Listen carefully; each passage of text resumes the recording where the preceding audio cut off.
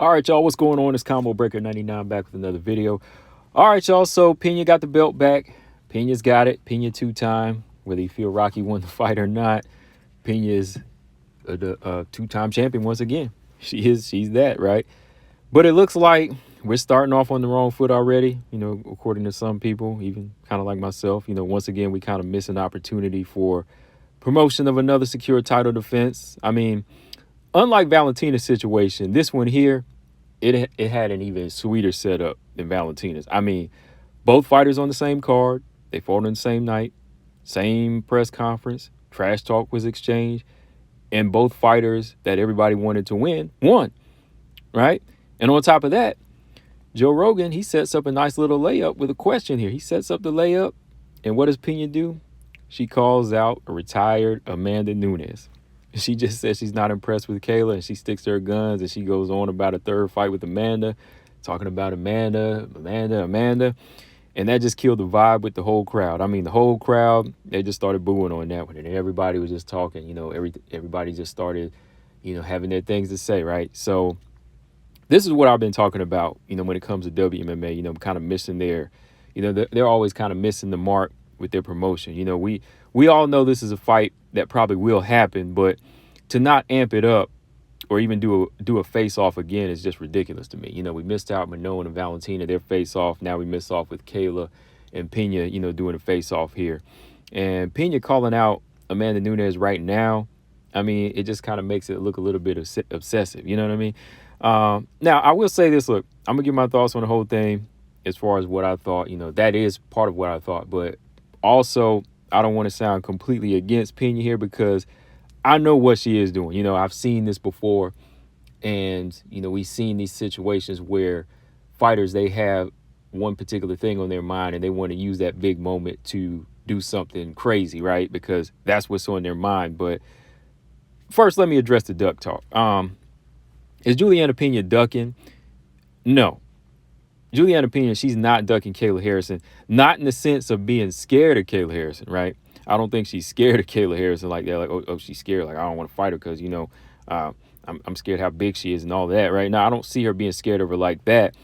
I don't think any fighter or champion is scared of another opponent. I'm going to go on record and say that. And I've said that before, too. I don't think any fighter is avoiding a certain fighter because they're scared. I think Pena may be more so scared of losing a money or a legacy opportunity here, right? That's why she took this moment to go ahead and call out somebody that had credibility when they were here, right? That's why she was calling out Amanda Nunes, because she knows Kayla is a bigger risk for her and less reward with that, right?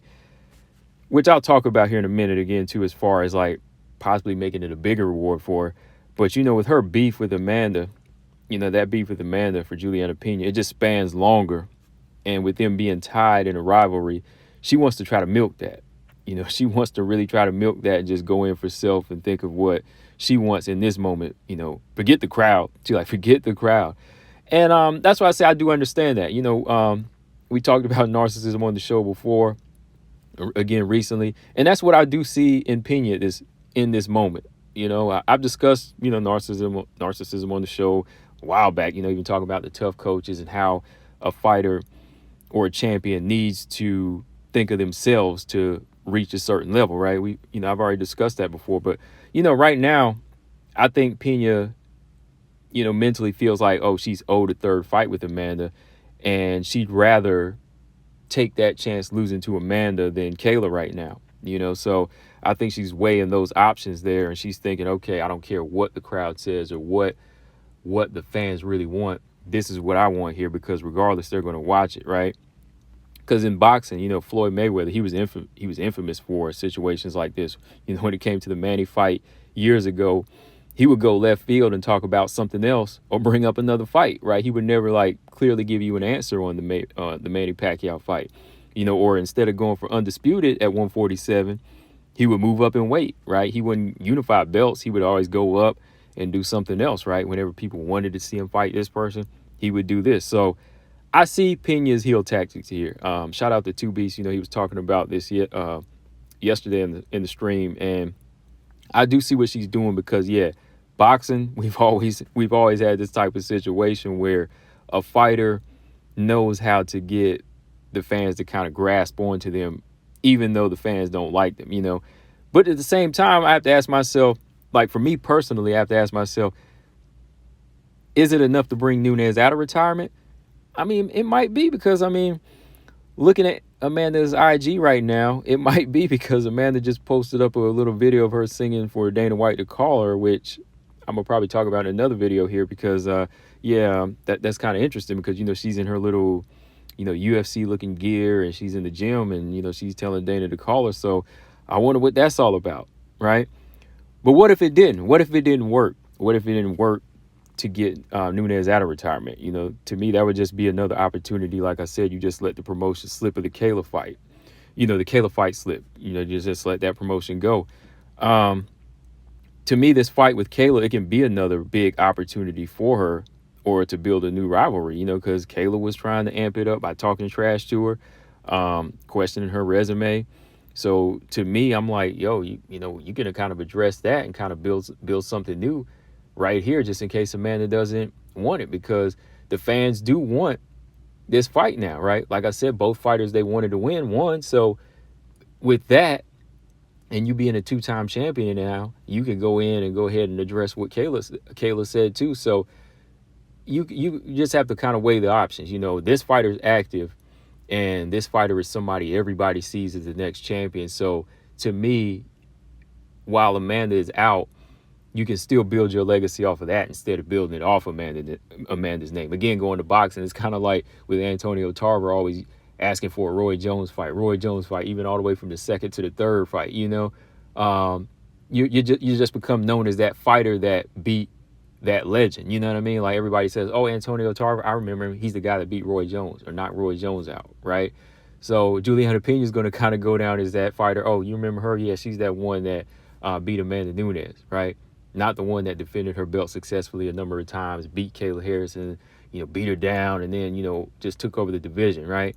Like, that sounds a little bit more interesting to me. I mean, maybe she wants to go the other route, like I said, but that's just how I feel about that. Because, again, on top of that, the UFC, they may say, let's do the Kayla fight and ignore Amanda. So Pena's energy is going to kind of go into the wrong fight for promotion and properly preparation-wise. You know, I do say, you know, Pena does prepare herself for every fight, but, you know, worrying about this Amanda fight right now just seems crazy because this fight with Ketlin and Kayla, it was set up to be like a mini tournament. That's why they put them on the same card, because they're already on lock to possibly make Pena versus Kayla. Because even Rocky, she was already kind of in line in that mind state. Say, okay, I'm going to fight Pena, then I'm going to fight Kayla. So if Pena wins the belt, I think the same situation here is going to happen. She's going to have to fight Kayla. Because if Amanda does come back, it might just be for one fight. It might be to fight the winner of Pena Kayla. So that's where I think Pena needs to keep her mind at right now, is on the activity. You know, the active fighters. Pulling Amanda out of retirement right now might work if they give Amanda the proper preparation and the proper dollar amount, which means, you know, she's got to get ready. She's got to get paid right, and it's got to be for the right fight. So it would probably be for the winner of Pena Kayla. You know, that's just how I see it. But yeah, going back to the other thing I was saying too about Pena, you know, just saying forget the fans. Yeah, I understand that too, because reading through, you know, social media right now and just seeing a lot of the pictures of Pena posting up, you know, her with the belt, you know, her on IG now, you know, just posing with the belt and everything.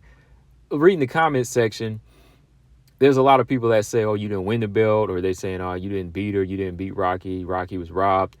Y'all are still tuning in, right? So I still see that side, like people are still tuning in. So she knows, like, people that say Pena's a terrible champion, or they take the time out to say it, or they want to say, oh, I'm gonna watch to see you lose. I don't care, you know, I don't care, I don't like you like that.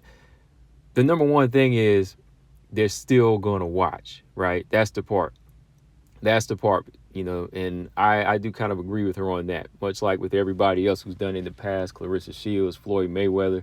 So on that note, with the way her strategy is working, when you're thinking of self, see, as a WMMA fan, yeah, I want to see the fight promoted. But as somebody who's seeing a fighter who's trying to go for self, because as a champion and as a fighter, you're the only one that cares about yourself when it all comes down to it, right? And you're the only one gonna be taking care of yourself when you retire, right? So I understand what Pena is doing, her strategy here. You know, she wants to get Amanda out of retirement because she knows as much as people hate her and she pulls Amanda out of retirement, they're still going to have all eyes on her, right? And that's what I said too before, you know, like with Clarissa Shields, you know, you kind of have to get people to, well, you're going to get, regardless of what you do, you're going to get people to hate you or love you, right? And with the way the people are booing, it makes it sound like nobody's going to show up for a Pena fight. But if she pulls the right opponent out, which it could be Amanda or Kayla, they're going to tune in to see her get beat, right? So it's still kind of a win for Pena at that, right? It's the fans that kind of lose on that. That's why I just wanted to bring up in this video. Like, I can see the champion's mind state on what she's doing, but as far as what we want and the face-off we wanted, it was a missed opportunity, right? That's how I see it. But yeah, what do y'all think in the comment section, man? If Amanda comes back, will it be for Pena or Kayla, or will it be for the winner of Pena versus Kayla, right? Which would it be? So yeah, that's all I got on this, man. Like I said, I just wanted to address that. Like, you know, especially when you're in the fight high moment, when you see both fighters that were supposed to win, and they don't really acknowledge each other. Like, Kayla was probably expecting to call out. That's why she was just kind of smiling whenever she was just kind of brushed off, because, you know, Pena just went on another Amanda Nunes tirade again, and, you know, just started going in about her. But Amanda, you know, as far as we knew, she was just chilling that night, you know, but she knew her name was probably going to come up too. So yeah, that's what kind of disappointed me. But yeah, we all know what the fighter who just settles in as the villain, they're going to do. They're going to do them, because when it all comes down to it, all those fans talking trash, they still have to understand that you're still helping that fighter win. That fighter is still winning once you tune in to see them get beat. And that's what it all comes down to, right? All eyes on you. And guys, what y'all think in the comment section? Combo Breaker 99. I'm out. Subscribe. Peace.